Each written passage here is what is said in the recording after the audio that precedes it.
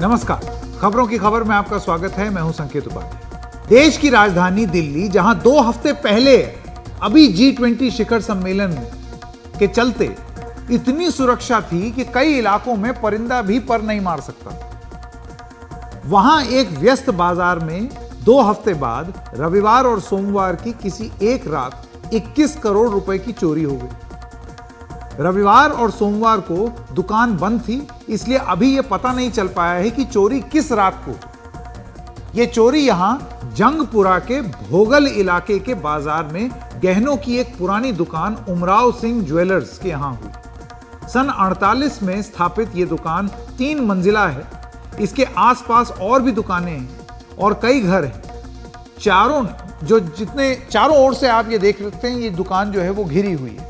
एक तरफ फ्लैट, दूसरी तरफ फ्लैट, नीचे दुकान, ऊपर मकान, ये सारी चीजें। तो जो चोर थे, उन्होंने इस दुकान के ग्राउंड फ्लोर पर लगे डिस्प्ले से गहनों को चोरी किया और फिर वहीं बने स्ट्रांग रूम को तोड़कर उसमें रखे सोने और हीरों के कीमती आभूषणों को भी लेकर फरार हो गए। स्ट्रांग रूम में अक्सर अच्छी क्वालिटी वाला रहता है, इसी वजह से तो स्ट्रांग रूम में रहता है। चोरों ने चोरी से पहले सीसीटीवी सिस्टम के तारों को काट दिया, नष्ट कर दिया उसका डिब्बा जिसमें रिकॉर्डिंग होती है, रिकॉर्डिंग डिवाइस बर्बाद कर दिया। चोरों ने 10 से 15 लाख का कैश भी चोरी कर लिया है। हाल के समय में दिल्ली में सेंधमारी और लूट की ये सबसे बड़ी घटना रही। चोरों ने इस घटना को बिल्कुल फिल्मी अंदाज में अंजाम दिया। ऐसे ही कई वाकये आपने टीवी या फिल्मों में जरूर देखे होंगे। यहां सेंधमारी और लूट की इस घटना को कैसे अंजाम दिया गया है, इसके लिए पुलिस ने एनडीटीवी को जो जानकारी दी है, जो हमें पता चली है, उनसे जो जानकारी हमको मिली है, उसके माध्यम से हमने एक एनिमेशन बनाया है और हम एनिमेशन के माध्यम से आपको बताना चाहते हैं कि हुआ क्या होगा। अभी तस्वीरों में हमने आपको जो बाजार दिखाया, यह है जंगपुरा के भोगल बाजार की सेंट्रल रोड। इसकी बाईं ओर जनता यूनिफॉर्म स्टोर और कई घर हैं और दूसरी तरफ अमर बेकरी एंड केक शॉप और एक घर है। इनके ठीक पीछे कुछ दुकानें हैं और कुछ घर हैं, लेकिन बीच में ये जो पैच है, इसमें बीच में है उमराव सिंह ज्वेलर्स शॉप, एकदम बीच में। पुलिस के मुताबिक 3 से 4 चोर इस ज्वेलरी शॉप में सेंधमारी के लिए पहुंचे। ये पहले करीब की एक छत पर जमा हुए। अभी ये साफ नहीं है कि कौन सी छत थी, किस तरफ से, पीछे से आए थे, साइड से आए थे, वो सब जांच का विषय है। लेकिन इकट्ठा हुए। लेकिन ये मानना है, पुलिस का ये मानना है कि ये करीब 3 से 4 लोग हैं और ये किसी की छत पर जमा होकर के और उसके बाद उमराव ज्वेलर्स की छत पर कूद गए। वहां पर कूद करके, फांद करके ये छत पर आ गए। यहां से उन्होंने छत पर खुलने वाले दरवाजे का ताला जो है उसको तोड़ दिया और सीढ़ियों के रास्ते से वो नीचे आने लगे। जैसे इस एनिमेशन में आप देख रहे हैं, दरवाजा खुल गया, अब वो नीचे आ रहे हैं सीढ़ियों से। पुलिस ने यह भी बताया है कि इसी दौरान उन्होंने दुकान के अंदर जो सीसीटीवी और रिकॉर्डिंग डिवाइस थे, उनको नष्ट कर दिया गया। फुल फ्रेम जाते हैं जरा इस एनिमेशन पर, कैमरे पर यह सब रिकॉर्ड ना हो, ऐसा उन्होंने कोशिश की। तो छत का दरवाजा तोड़ करके अंदर घुसे चोर। इसके बाद ज्वेलरी शोरूम के ग्राउंड फ्लोर पर पहुंचे। ज्वेलरी शॉप जब खुलती है तो खरीदार सबसे पहले यहीं आते हैं। यहां किसी भी अन्य ज्वेलरी शॉप की तरह डिस्प्ले पर जो गहने लगे होते हैं उनको हटा दिया गया, उनको लूट लिया गया। डिस्प्ले पर लगे इन गहनों को लूटने के बाद उनको यह लगा कि नहीं, अब थोड़ा और आगे बढ़ा। इसके बाद उनकी नजर इस दुकान के असली खजाने पर गई, जो कि स्ट्रांग रूम में रहती है। देखिए, हर ज्वेलर स्टोर के पास इस तरीके का एक स्ट्रांग रूम रहता है, बड़ा सा दरवाजा होता है, पूरा आयरन का बना हुआ। तो वो उस स्ट्रांग रूम की ओर गए। ज्वेलरी शॉप के मालिकों ने यह स्ट्रांग रूम काफी मजबूत बनवाया था। इस स्ट्रांग रूम की 4 दीवारें हैं, जिनमें से 3 दीवारें मोटे लोहे की चादर से बनी हुई थी। दाईं ओर लोहे की एक दीवार अमर बेकरी की दीवार के साथ लगती है और 2 आगे और पीछे की तरफ हैं। एक पीछे की तरफ लोहे की दीवार और एक आगे दुकान। लेकिन जो चौथी दीवार थी, जो बाईं ओर अंदर सीढ़ियों के साथ है, वो सीमेंट और कंक्रीट की बनी हुई थी। वो आयरन की नहीं थी, लोहे की नहीं थी। दीवार भी काफी मोटी थी, लेकिन फिर भी वो सीमेंट की थी। और शायद ये जानकारी इन चोरों को थी, जिस वजह से उन्होंने हथौड़ा लेकर के इसी दीवार पर चोट मारी। और चोट मार के इसी दीवार से एक चोर संभवतः अंदर गया होगा, क्योंकि जगह उतनी बनाई थी उन्होंने 2 फुट की। उसमें अंदर गई, सेंध मारी और उसके बाद रेक्टेंगुलर छेद से फिर स्ट्रांग रूम से बाहर आए। और फिर संभवतः ये चारों चोर बिल्कुल उसी रास्ते से सीढ़ियों से ऊपर चढ़ते हुए गए और छत से वापस कूद करके बाहर निकल गए। देखिए कैसे चोर वापस जा रहे हैं, दोबारा छत पे गए, जो दरवाजा तोड़ा था इन्होंने ऊपर, और उसी दरवाजे से छत के रास्ते से ये सारे चोर बाहर, रफू चक्कर माल लेकर के। हैरानी की बात यह है कि इस व्यस्त इलाके में किसी को चोरों की आहट तक नहीं लगी। हथौड़ा लेकर के वो दीवार तोड़ रहे हैं अंदर, किसी को आवाज नहीं है, किसी को कोई आवाज नहीं सुनी, कानों कान खबर नहीं। कितना व्यस्त इलाका, इधर मकान उधर दुकान, सब चीज। यहां तक कि एक ये जो पूरी गली है इसमें कई ज्वेलरी की दुकानें हैं और इनका एक कॉमन गार्ड रहता है, घूमता रहता है बाहर, उसको भी कोई हवा नहीं, कुछ पता नहीं। खास बात यह है कि पुलिस के पास इस चोरी से जुड़ी कोई सीसीटीवी तस्वीर भी नहीं है, यानी कि किसी ने लगभग पक्का काम किया है। इस पूरी घटना से एक बात तो साफ लग रही है कि पूरी साजिश में कोई ना कोई ऐसा शख्स शामिल है जो इस ज्वेलरी शॉप के अंदर के पूरे नक्शे से अच्छी तरीके से वाकिफ था और आसपास की इमारतों की छतों में आने जाने के रास्ते को बहुत अच्छे तरीके से समझता। सवाल यह है कि किसी को इस सेंधमारी की भनक क्यों नहीं लगी। हमारे सहयोगी मुकेश सिंह सेंगर इस बाजार में थे। जंगपुरा के जिस ज्वेलरी शोरूम में चोरी हुई उसके सामने काफ़ी व्यस्त इलाका है। सड़क पर दिन के समय आपको बड़ी संख्या में लोग नज़र आएंगे, रात के वक्त भी यहाँ पर आवाजाही रहती है और बड़ी संख्या में लोग निकलते हैं। शोरूम के आसपास दुकानें हैं। राइट में ये दुकान चश्मे की है और लेफ्ट में मिठाई की काफ़ी बड़ी दुकान है। अब सवाल ये है कि जब चोर शोरूम के अंदर स्ट्रांग रूम की दीवार तोड़ रहे थे तो आसपास के लोगों को आवाज़ क्यों नहीं आई। जो आसपास के दुकानदार हैं उनके मुताबिक जो रात के वक्त वो यहाँ पर नहीं थे, इसलिए उन्होंने आवाज़ को नहीं सुना। साथ में जो चोर हैं उन्होंने बड़ी चतुराई से स्ट्रांग रूम की उस दीवार को तोड़ा जो ईंट पत्थर से बनी थी। स्ट्रांग रूम की 3 दीवारें लोहे की थीं और एक दीवार जो थी वो ईंट और पत्थर की थी और उन्होंने उसी का चुनाव किया, उसको तोड़ा। अब तक की जांच के हिसाब से जो शक है वो ये है कि जो चोर हैं वो बगल वाली गली के एक मकान के अंदर से दाखिल हुए। मैं आपको मकान दिखाता हूँ। ये जो मकान है, ये जीना, ये जो सीढ़ियाँ हैं जो ऊपर जा रही हैं, इसी दरवाजे से चोर दाखिल हुए और फिर यहाँ से टॉप फ्लोर पर पहुँचकर उन्होंने जो शोरूम का छत है वहाँ पर पहुँच गए। आमतौर पर यह गेट बंद होता है, लेकिन रविवार रात को यहाँ पर रहने वाले कुछ अफ़गानी नागरिक पार्टी कर रहे थे, इसलिए गेट जो है देर रात तक खुला हुआ था और चोर इसी गेट से दाखिल हुए। अब तक की जांच में ये साफ हुआ है जो शोरूम है उसके पीछे कोई गली नहीं है, आसपास सारे मकान जुड़े हुए हैं, इसलिए शोरूम की छत पर पहुंचने का ये सबसे आसान रास्ता था और इसीलिए चोर यहाँ से दाखिल हुए। अब तक की जांच में यही साफ हो रहा है कि हो सकता है कि इस चोरी घटना में शोरूम के कुछ कर्मचारी मिले हों, क्योंकि कहाँ से एंट्री हो सकती है और कैसे स्ट्रांग रूम तक पहुँचा जा सकता है ये केवल अंदर के कर्मचारियों को मालूम होगा। भैया ये संडे रात में क्या हो रहा था? पार्टी नहीं क्या? कुछ लोग ऊपर गए थे यहाँ से। तो आप देखें कि यहाँ पर कोई बात करने को तैयार नहीं है, लेकिन पुलिस की जांच में साफ हुआ है कि चोर इसी रास्ते से अंदर दाखिल हुए थे। फिलहाल जांच जारी है, लेकिन 25 करोड़ की चोरी करने वाले चोरों का अब तक कोई सुराग नहीं मिला है। नई दिल्ली से कैमरामैन पवन के साथ मैं मुकेश सिंह सेंगर, एनडीटीवी इंडिया।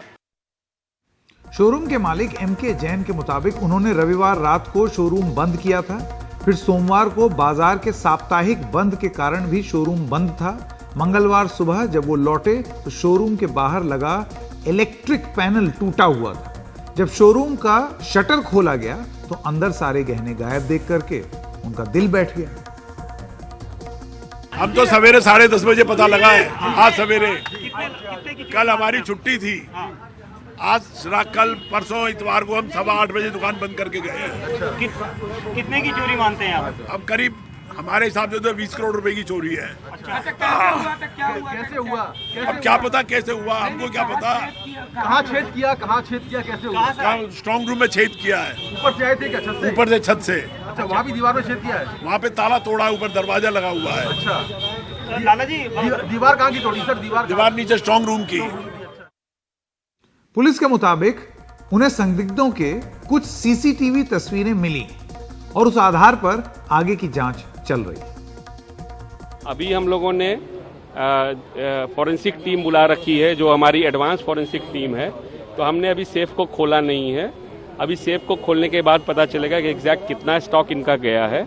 लेकिन हाँ, ये एक बर्गलरी हुई है, सेंध काट के बर्गलरी हुई है। शोरूम के पीछे कोई गली नहीं है, जैसे कि अभी मुकेश सेंगर बता रहे थे। सारे मकान एक दूसरे से जुड़े हुए हैं, जैसे छज्जे से छज्जा टकराया रहता है मकानों का। ऐसे में चोर कहां से छतों पर चढ़े? क्या इस सेंधमारी में शोरूम का कोई कर्मचारी शामिल है या फिर इसके पीछे कोई प्रोफेशनल गैंग और चोरों ने इस वारदात को अंजाम दिया है और उनकी टोली?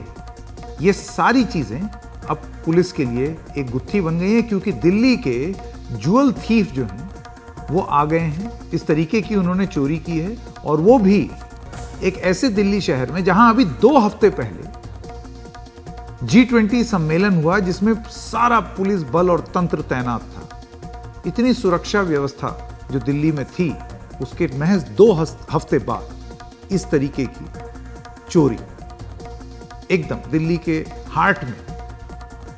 पुलिस इस जांच में जुटी हुई। और आइए अब दिल्ली से सटे हुए उत्तर प्रदेश की बात कर लेते हैं।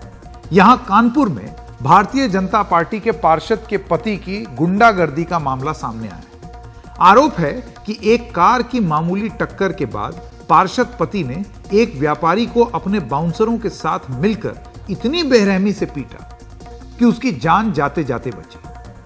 उत्तर प्रदेश में कानून व्यवस्था को हाथ में लेने का यह अकेला ऐसा मामला नहीं। पिछले 15 दिन की अगर आप बात कर लें तो 15 दिन में ही कानून व्यवस्था को चुनौती दे रहे कई बड़े मामले अब सामने आ रहे हैं। हमारे सहयोगी सौरभ शुक्ला की रिपोर्ट। ये तस्वीरें कानपुर के रहने वाले 38 वर्षीय अमोलदीप की हैं। अमोलदीप अब एक आंख से कभी नहीं देख पाएंगे। उनका इलाज दिल्ली के गंगाराम अस्पताल में चल रहा है। अमोलदीप को पीटकर आंख फोड़ने और नाक की हड्डी तोड़ने का आरोप कानपुर के बीजेपी नेता अंकित शुक्ला और उसके कुछ गुंडों पर है। अंकित शुक्ला की पत्नी सौम्या शुक्ला कानपुर में बीजेपी की निगम पार्षद हैं। अमोलदीप की पत्नी गुनीत भाटिया बताती हैं कि गाड़ी ओवरटेक करने को लेकर कानपुर के जीटी रोड में ये कहासुनी हुई, जिसके बाद अंकित शुक्ला और उसके 3 साथियों ने अमोलदीप की बुरी तरह से पिटाई कर दी। डिनर करके वापस जा रहे थे जीटी रोड में, तो हमारे पीछे एक गाड़ी आ रही थी। तो गाड़ी में ये लोग हूटर मार के, मतलब 5 मिनट से हूटर मारी जा रहे थे, हॉर्न मारी जा रहे थे। बट हमारे राइट साइड में ट्रक चल रहा था और आगे गाड़ियाँ थी, जिसकी वजह से हम उनको साइड नहीं दे पाए। तो ये हमारे लेफ़्ट से ओवरटेक करने लगे। जब लेफ़्ट से ओवरटेक करने लगे तो इन्होंने हमारी गाड़ी में आके स्क्रैच मारा। तो मेरे हस्बैंड ने गाड़ी रोक दी। जब उन्होंने गाड़ी रोकी तो इन्होंने हमारे आगे आके गाड़ी रोक दी। जब गाड़ी से उतर के ये आए तो उन्होंने सीधा आके इन्होंने शीशा खोला, तो सीधा आके कहते हैं कि क्या बात है सरदार जी, थार रखी हुई है तो क्या गाड़ी नहीं रोकेंगे क्या? तो इन्होंने बोला क्या हम उड़ के चले जाएं, हमको आगे जगह मिलेगी? तो बस उन्होंने सीधा उनका कॉलर पकड़ लिया। जब कॉलर पकड़ा उन्होंने उनका चश्मा उतार के फेंक दिया, उनकी पगड़ी उतार के फेंक दी, उनको बस मारना चालू कर दिया। और इतना मारे है कि उनकी एक आँख, राइट आई पूरी डैमेज हो चुकी है, दूसरी आँख से अभी कुछ नहीं दिख रहा है। उनका फेस में भी चोट आई है, उनके मुंह में भी पंच मारे हैं। कितने लोग थे वो लोग? 4-5 लोग थे और 2 लेडीज़ थी उसमें। मैंने सबके हाथ जोड़े कि प्लीज़ उनको छोड़ दीजिए, प्लीज़ उनको छोड़, बट किसी ने नहीं। अमोलदीप इतनी बुरी तरह घायल हो गए थे कि उन्हें इलाज के लिए दिल्ली रेफर कर दिया गया। यूपी पुलिस ने पूरे मामले में मुकदमा तो दर्ज किया, लेकिन अभी तक बीजेपी नेता अंकित शुक्ला या फिर उसके किसी गुंडे की गिरफ्तारी नहीं हुई। कानपुर में मेडिकल स्टोर चलाने वाले अमोलदीप पर हुए हमले को लेकर जगह जगह प्रदर्शन भी हुए। मामला तूल पकड़ता देख कानपुर पुलिस बीजेपी नेता और इसके गुंडों को गिरफ्तार करने की बात कर रही है। सही कार्यवाही कानपुर पुलिस कर रही है। हमने विवेचना में 326 और 148, 149 आईपीसी की धाराओं की बढ़ोतरी की है और हमारा पूरा लक्ष्य है कि हम इसे तेजी से चार्जशीट करेंगे। अभियुक्तों की गिरफ्तारी के प्रयास जारी हैं। पिछले 15 दिनों में यूपी में लूट, हत्या, बलात्कार की कई घटनाएं सामने आई। 15 सितंबर को कौशाम्बी में तिहरा हत्याकांड और आगजनी, 14 सितंबर को औरैया में दोहरा हत्याकांड, 20 सितंबर को अंबेडकर नगर में दोहरा हत्याकांड, 23 सितंबर को प्रयागराज में अपहरण के बाद व्यवसायी की बेटे की हत्या कर दी गई, 24 सितंबर को सुल्तानपुर में सीएचसी में तैनात डॉक्टर की हत्या, आरोपी पूर्व बीजेपी जिला अध्यक्ष का भतीजा। 24 सितंबर को बस्ती में घर में घुसकर पति के सामने पत्नी का गैंगरेप, लोकलाज के डर से दंपति ने जहर खाकर जान दी। 25 सितंबर को महिला की ग्रेटर नोएडा में गोली मारकर हत्या। उत्तर प्रदेश में आपराधिक घटनाएं बढ़ी हैं और जब आपराधिक घटनाओं की बात करते हैं तो बड़ी आपराधिक घटनाएं, हत्या, बलात्कार, चलती गाड़ी में बलात्कार, मारपीट या 3 लोगों की एक साथ हत्या की बात हुई। मुख्यमंत्री आज सीधे पुलिसकर्मियों से संवाद कर रहे हैं, बातचीत कर रहे हैं। उम्मीद है कि हालात सुधरेंगे। सहयोगी कनन पात्रा के साथ सौरभ शुक्ला, एनडीटीवी इंडिया। अगले 2-3 महीने में जिन 5 राज्यों में विधानसभा चुनाव होने जा रहे हैं उनमें से एक है एमपी, मध्य प्रदेश। और आप तो जानते ही हैं, ऐड में पहले ही बता दिया गया है कि एमपी अजब है, सबसे गजब है। पिछले विधानसभा चुनाव में यहां कांग्रेस का बहुत कम अंतर से उनकी जीत हासिल हुई। कमलनाथ मुख्यमंत्री बने थे, लेकिन कमलनाथ सरकार 15 महीने ही नहीं से ज्यादा नहीं चल पाई, वहां ऑपरेशन कमल हो गया। कांग्रेस में ज्योतिरादित्य सिंधिया की बगावत और 22 कांग्रेस विधायकों के इस्तीफे के बाद कमलनाथ ने बहुमत खो दिया। भारतीय जनता पार्टी की ओर से शिवराज सिंह चौहान चौथी बार राज्य के मुख्यमंत्री बने। मध्य प्रदेश एक बार फिर चुनाव की ओर बढ़ रहा है। बीजेपी इस बार कोई कसर नहीं छोड़ना चाहती है। भाई 20 साल की anti incumbency. Bharatiya Janata party ने अब तक अपनी 3 लिस्ट जारी कर दी हैं, जिनमें कुल 79 उम्मीदवार घोषित कर दिए गए। खास बात यह है कि भारतीय जनता पार्टी ने अभी तक लिस्ट में 7 सांसदों को विधानसभा चुनाव मैदान में उतार दिया है, जिनमें 3 केंद्रीय मंत्री भी। ये हैं कृषि मंत्री नरेंद्र सिंह तोमर, सोचिए सेंट्रल एग्रीकल्चर मिनिस्टर, अब विधायक ही लड़े। खाद्य राज्य मंत्री प्रहलाद पटेल और ग्रामीण विकास राज्य मंत्री फग्गन सिंह कुलस्ते, ये सब केंद्र में कबीना मंत्री विधायक ही लड़ने जा रहे हैं। भारतीय जनता पार्टी ने अपने राष्ट्रीय महासचिव कैलाश विजयवर्गीय को भी चुनाव मैदान में उतारा है, जिन्हें इंदौर विधानसभा सीट से टिकट दिया गया है। कैलाश विजयवर्गीय सांसद नहीं। बाकी जिन 4 सांसदों को टिकट दिया गया है वो जबलपुर के सांसद राकेश सिंह, सीधी की सांसद रीति पाठक, सतना के सांसद गणेश सिंह और होशंगाबाद के सांसद उदय प्रताप सिंह हैं। भारतीय जनता पार्टी ने अपने जिन बड़े नेताओं को विधानसभा टिकट दिया गया है उनमें से कुछ ने आश्चर्य भी जताया और खुशी भी। मतलब पार्टी ने कह दिया तो अब वो क्या करें। उन्होंने कहा कि पार्टी को जो भी फैसला है, जो भी उन्होंने पार्टी ने फैसला लिया है वो हमें स्वीकार है। देखिए, मैं तो भारतीय जनता पार्टी का कार्यकर्ता हूं। पार्टी ने मुझको पार्षद का चुनाव लड़ाया, विधानसभा का लड़ाया, राज्यसभा का लड़ाया, लोकसभा का लड़ाया। पार्टी को लगता है कि मुझे विधानसभा का चुनाव लड़ना चाहिए तो पार्टी का आदेश सिरोधार्य है। पहली बार मैं विधानसभा का चुनाव लड़ूंगा। पार्टी के इस फैसले के लिए मैं पार्टी के प्रति अपना आभार व्यक्त करता हूं। दूसरी मेरे लिए खुशी की बात है कि मैं अपने जन्मभूमि में, कर्मभूमि में पहली बार चुनाव लड़ूंगा। 2003 में जिस प्रकार छिंदवाड़ा में कांग्रेस का खाता नहीं खुला था, मैं अपने संकल्प को दोहराता हूं, 2023 में भी छिंदवाड़ा जिले में कांग्रेस का खाता नहीं खुलेगा। खाली ये बताया था कि आपको कुछ काम दिया जाएगा, तुम ना नहीं करोगे, तुमको करना है। पर 1 नंबर का जब टिकट डिक्लेयर हुआ तो मुझे भी आश्चर्य हुआ, पर हम तो पार्टी के सिपाही हैं, पार्टी जो आदेश देगी वो करेंगे। सर बाकी केंद्रीय मंत्रियों को भी बड़े बड़े नाम उतारे हैं इस लिस्ट में, कितना फर्क पड़ेगा इस चुनाव में? आप देखिए तो 2/3 बहुमत की तरफ भारतीय जनता पार्टी बढ़ चुकी है, वो उससे आगे कितने सीटें बढ़ती है ये समय बताएगा। ये अद्भुत है, अभूतपूर्व है और इसने भारतीय जनता पार्टी की महाविजय को सुनिश्चित कर दिया है। हमारे सारे दिग्गज चुनाव लड़ेंगे। मध्य प्रदेश विधानसभा चुनाव के लिए बीजेपी ने अब तक 3 सूचियों में 79 उम्मीदवार घोषित कर दिए हैं, लेकिन किसी भी सूची में मुख्यमंत्री शिवराज सिंह चौहान का नाम नहीं। अमूमन होता ही आया है कि जिस राज्य में बीजेपी की सरकार होती है वहां पहली ही सूची में मुख्यमंत्री का नाम दे दिया जाता है। बीजेपी उन्हें बतौर सीएम उम्मीदवार पेश भी नहीं कर रही। इसी के बाद पूछा जा रहा है कि शिवराज सिंह चौहान का क्या होगा? क्या बीजेपी कोई नया प्रयोग करते हुए सीएम का पत्ता ही काट देगी? इस पर बीजेपी के आला सूत्रों का कहना है कि मध्य प्रदेश में बीजेपी की एक अलग तरह की रणनीति है। यह खबर सरासर गलत है कि शिवराज सिंह चौहान का टिकट काटा जाएगा। अभी तक जारी सूची में मध्य प्रदेश के किसी भी मंत्री या मौजूदा विधायक का नाम नहीं है। अभी तक घोषित अधिकांश सीटें वही हैं जहां पिछले चुनाव में यानी 2018 में बीजेपी हारी थी।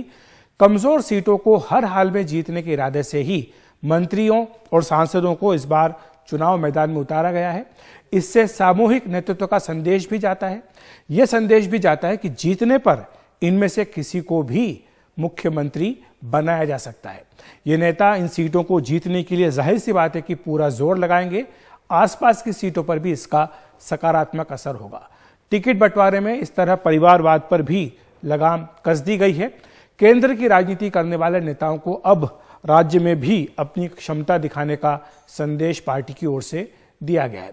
और इसके साथ ही ये भी बता दें कि एक कदम आगे जाकर मध्य प्रदेश का फार्मूला राजस्थान में भी बीजेपी अपना सकती है। ये सूत्रों के हवाले से जानकारी मिल रही है। आप जानते हैं कि राजस्थान के चुनाव भी एमपी के साथ ही होने हैं।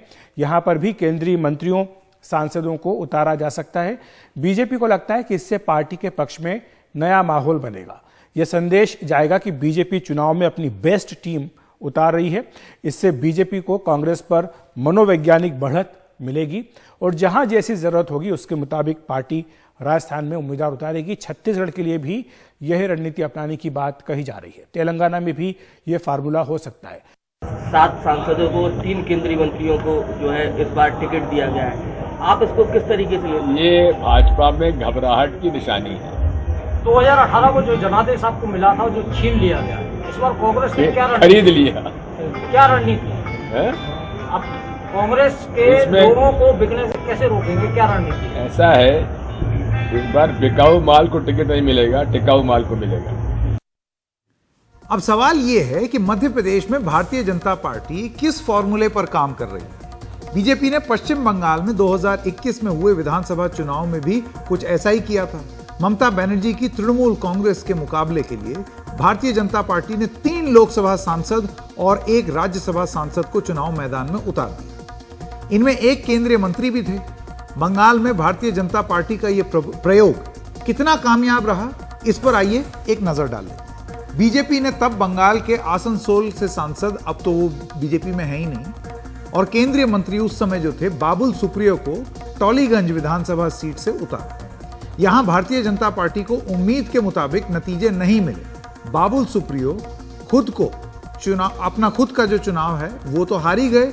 उनके संसदीय क्षेत्र की 7 में से सिर्फ 2 विधानसभा सीटें ही भारतीय जनता पार्टी जीत पाई। बाबुल सुप्रियो ने बाद में खुद ही भारतीय जनता पार्टी छोड़ दी और फिर ममता सरकार में मंत्री बन गए। भारतीय जनता पार्टी ने हुगली से अपनी लोकसभा सांसद रही लॉकेट चैटर्जी को विधानसभा सीट के लिए एक टिकट दी, लेकिन खुद लॉकेट चैटर्जी तो हारी ही।